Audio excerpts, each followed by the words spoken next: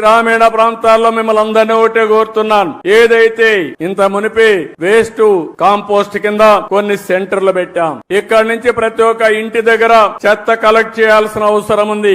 అందులో నుంచి ప్రోడక్ట్స్ అన్ని సెగ్రిగేట్ చేయాలి. ఏది కూడా వేస్ట్ కాదు, అన్ని రీసైక్లింగ్ ఉపయోగపడతాయి. ఈ రోజు ప్లాస్టిక్ ని మళ్ళా ప్లాస్టిక్ గాని ఇప్పుడే ఒక ఎగ్జిబిషన్ పెట్టారు. అనేక వస్తువులు తయారు చేస్తున్నారు. ఒక పక్క మన వరి నుంచి కూడా ఏదైతే వేస్ట్ ఉందో గడ్డితో కూడా కరెంట్ ఉత్పత్తి చేయడం, లేకుంటే బయోఫ్యూయల్ తయారు చేయడం అవకాశాలు ఉన్నాయి. ఈ విధంగా ఏదైనా పెంకులుంటే సీసం ఉంటే మళ్ళా రీసైక్లింగ్ ఉపయోగించుకుంటాం.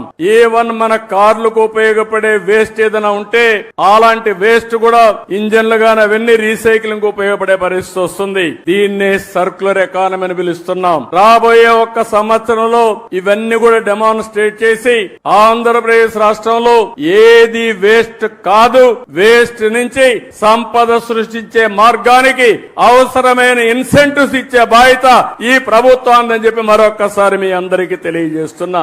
ఎందుకు నేను ఈ మాట వాడుతున్నానంటే ఇది ఎవ్వరికి అనుకుంటూనే ఉన్నాం, శ్రద్ధ పెట్టడం లేదు, ప్రభుత్వాలు పాలసీలు తేవడం లేదు, మీరు కూడా పట్టించుకోకుండా మన అనారోగ్యానికి మనమే కారణం అవుతున్నాం.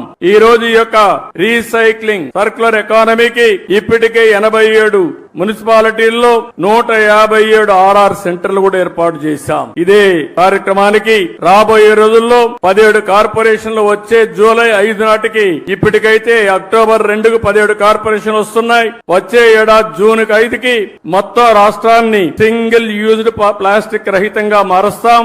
ఇలాంటి కార్యక్రమాలతో ముందుకు పోతున్నాం.